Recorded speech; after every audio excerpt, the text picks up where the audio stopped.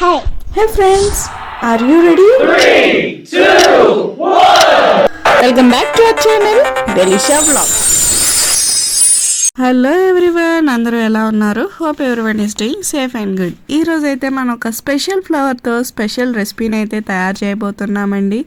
ఏంటి ఫ్లవర్స్తో రెసిపీ అని ఆలోచిస్తున్నారా? అవునండి, నేను కూడా మీలానే అనుకున్నాను ఫ్లవర్స్తో రెసిపీ ఏంటి అని. చాలామంది చెప్తే వినడమే తప్ప ఎప్పుడూ నేను చూడలేదు, తినలేదు కూడాను. ఫస్ట్ టైం ట్రై చేశాను, టేస్ట్ అయితే నెక్స్ట్ లెవెల్లో ఉంది.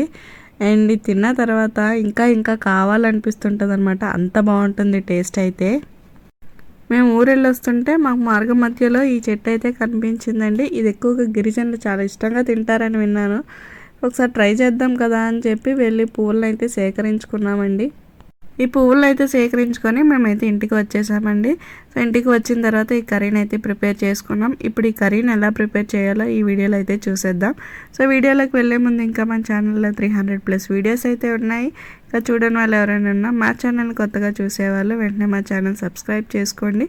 అలాగే పక్కన ఉన్న గంట బెల్ని క్లిక్ చేసేయండి. సో దట్ మేము పెట్టిన వీడియో నోటిఫికేషన్ వెంటనే మీకు వచ్చేస్తుంది.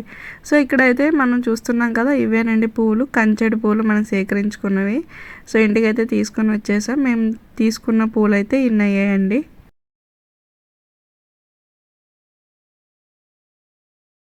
ఈ కర్రీకి బెస్ట్ కాంబినేషన్ రాజ్మాన్ అండి. ముందుగా రాజ్మాన్ అయితే తీసుకొని మనం మిక్సీలో కానీ లేదంటే తిరగలైనా పట్టుకోవచ్చు. మిక్సీలో వేసుకున్నట్లయితే పిండి అవ్వకుండా పలుకుండేలాగా చూపించిన విధంగా మనం ఆడించుకోవాలండి. ఇలా ఆడించిన తర్వాత వీటిలో ఉండే తుక్కునైతే చెరిగి పక్కన తీసుకొని ఇప్పుడు మనం పువ్వులు ఏదైతే ఉన్నాయో వీటిని శుభ్రం చేసుకోవాలి. వీటిని ఏ విధంగా శుభ్రం చేసుకోవాలంటే ఆ పువ్వులో ఉండే కాడ అండ్ అలాగే పైన మనకు కనిపించే గ్రీన్ కలర్ ఏదైతే ఉంటుందో వాటిని మనం తీసి సపరేట్ చేసుకొని బాగా కడిగి పెట్టుకోవాలండి. చాలామంది వీటిని చిన్న చిన్న ముక్కలుగా కట్ చేసుకుంటారు, అలాగైనా చేసుకోవచ్చు, లేదంటే పువ్వునల్లా కంప్లీట్గా వేసేసుకోవచ్చు అండి. ఇక్కడ చూస్తున్నారు కదా, మన పువ్వు వెనకాల ముచ్చి దగ్గర ఉండే చిన్న ఆకులా ఉండే వాటిని అయితే తీసేయాలి. అండ్ అలాగే పువ్వు మధ్యలో ఉండే గ్రీన్ కలర్ది ఉంటుంది కదండి, ఇది కూడా తీసేసుకోవాలి.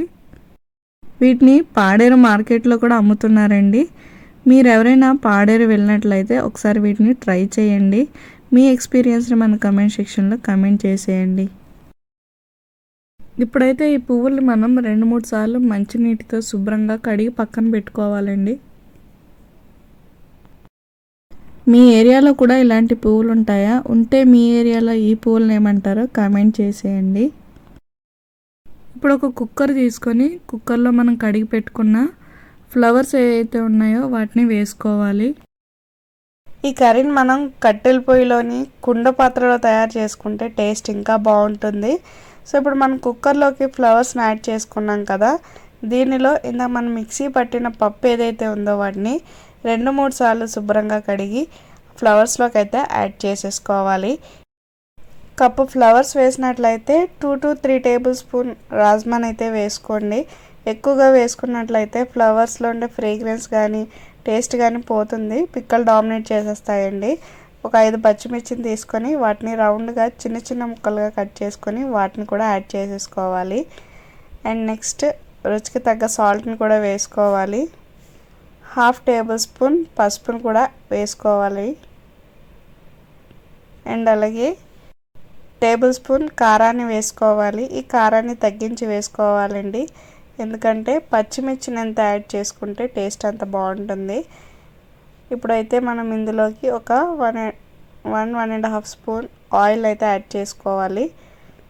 ఒక కప్ ఫ్లవర్స్కి ఇప్పుడు మనం 2 కప్స్ వాటర్ అయితే వేసుకోవాలి. వేసుకున్నాక 3 to 5 విజిల్స్ పప్పు ఉడికేంత వరకు బాగా విజిల్ అయితే పట్టించాలండి.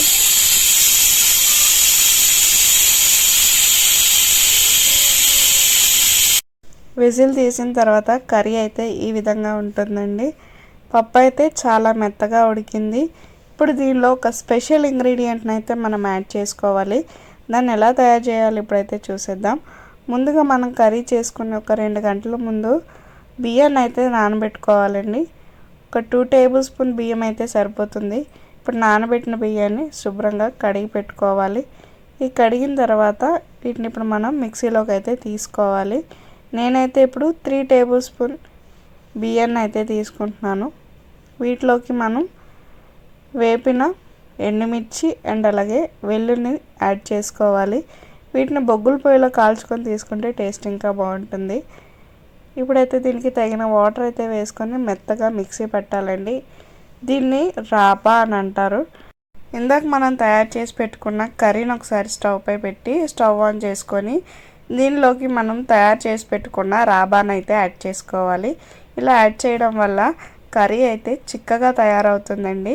ఈ రాబా అనేది బియ్యంతోటే కాదండి, సోడిపిండితో కూడా తయారు చేసుకుంటారు. సో ఇప్పుడు మనం ఆ పచ్చివాసన పోయేంత వరకు బాగా ఉడికించాలి. ఒక 5 మినిట్స్ అయితే సరిపోతుందండి.